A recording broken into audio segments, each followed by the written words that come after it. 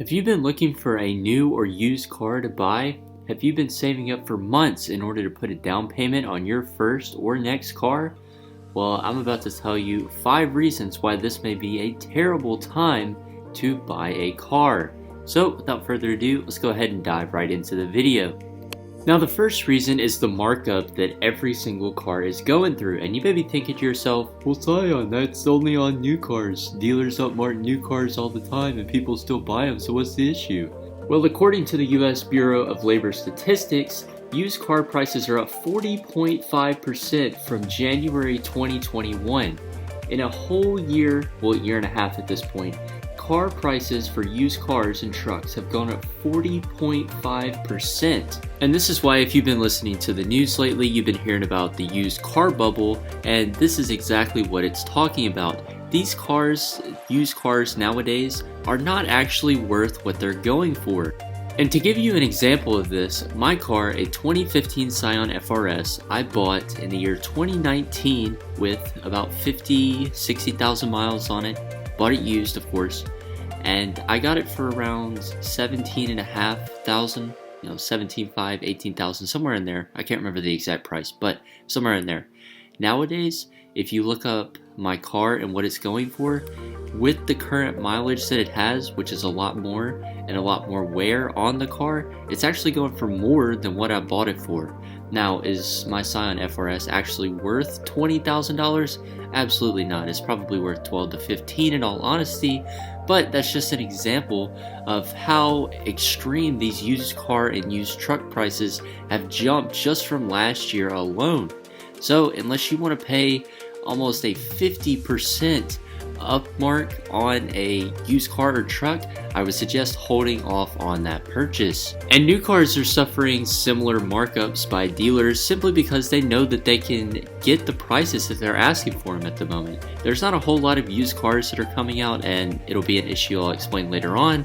But they're charging $5,000, $10,000, $15,000 over MSRP, and people are still buying it. Don't be a sucker and don't get sucked into these prices. They will go down, just not right now. So I would hold off on a car purchase simply because of this reason, but I'm gonna give you 4 more just in case you aren't completely convinced. Now the second reason on this list is the automotive supply chain crisis that we're experiencing at the moment. And this is mainly hindered by the current technology crisis that we're experiencing because a lot of manufacturing plants out in Asia, specifically in China, we're not producing the microchips needed for a lot of the computers and electronics that are in cars for a very long time, and that's kind of the short explanation of it. But it's been very difficult for car makers in Japan, in the United States, in Europe, or otherwise to get a lot of new cars out.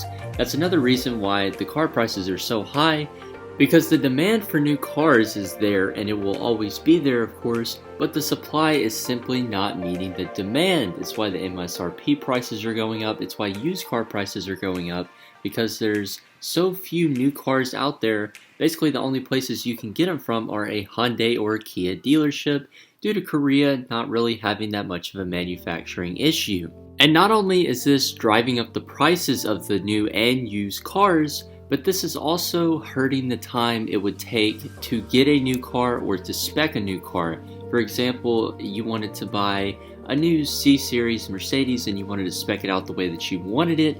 It may take you 6 months to get it from the factory in Germany normally, but under these conditions it may take something like 1.5 to 2 years to even get it in your garage.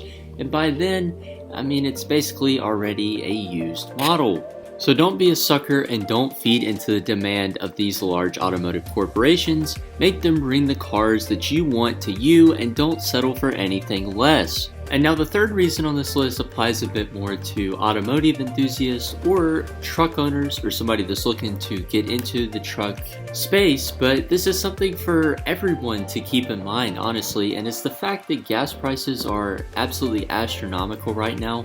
I'll give you an example. My FRS, back probably 2 years ago, I could fill it up on a full tank of 93 for literally 20 bucks, and now I'm struggling to fill up the tank on 87 for less than $50 most times that I go to the gas station. It's pretty ridiculous, and that could also hinder a lot of the car guys out there who may want to buy a big V8 or buy a car and modify it with headers, tunes, stuff that generally is not conducive to a more fuel efficient car, so to speak. And for those truck owners out there and those people that love the beautiful screaming of bald eagles out of a V8, I mean, a gas guzzling V8 is really just not the move right now. It really does suck, and I wish it was, but in the current economy, it just isn't a smart decision. And before we jump into the fourth reason you should not buy a new or used car at the moment, I'd really appreciate if you went down below, left me a comment, left me a like, subscribed to the channel, and shared it with your friends. Now, for the fourth reason as to why now is a terrible time to buy a new or used car, simply because of inflation. Now, you may have kind of a basic understanding of what inflation is. It's basically where the government prints too much money and there's way too much money pumped into the economy, and so the prices go up and your dollar, has less value overall. And you may have heard this on the news or on some political talk show that you may watch, and you may be wondering how this pertains to the used and new car market. Well, I'm about to explain why. So let's say you're out and you have to fill up your car with a tank of gas. Let's say the gas is $4.50 a gallon. Well, actually, with the inflation rate of 8.6%, since the increases in wage have not been keeping up with the inflation rate, that means that you're actually paying more like $4.63 a gallon instead of $4.50. And so if we go back to the statistic with the used car prices and the markup on those, 40.5%, you're really paying more like 43.5% to 44% for a used car, and likely a lot more than that in markup for a brand new one. So right now just really is not a good time, not just with the supply chain issues, not just with gas prices, not just with inflation, but with everything combined in, prices are just not in a space where it would be financially intelligent to buy a new or used car. Now, I understand there are some scenarios where you just really need something to drive, or your kid just turned 16, something like that. But right now, if you can really help it, try to keep what you have, because this will pass eventually. And now the fifth reason is kind of complicated and petty in a way, but it's just because they want you to. And who do I mean by they? I'm talking about the banks, I'm talking about the feds. Not the feds, the Fed, like as in the, national bank, the Fed, and politicians, etc.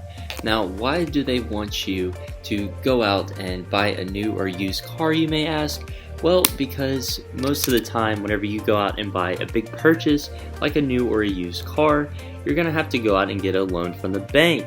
Now, whenever you take out a loan, that's going to make the bank money, which with the interest rates that the Fed has implemented, that's going to in turn help balance out the Fed and the ridiculous amounts of money that they have printed over the last 2 to 3 years.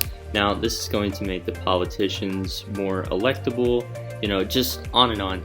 It goes all the way up the chain, but essentially the banks want you to go out, buy a newer used car, get a loan with a ridiculously high interest rate, which is what is in place right now, so that they can continue making money. The Fed does not want the economy to fail or fall, or even just stall and fall stagnant per se.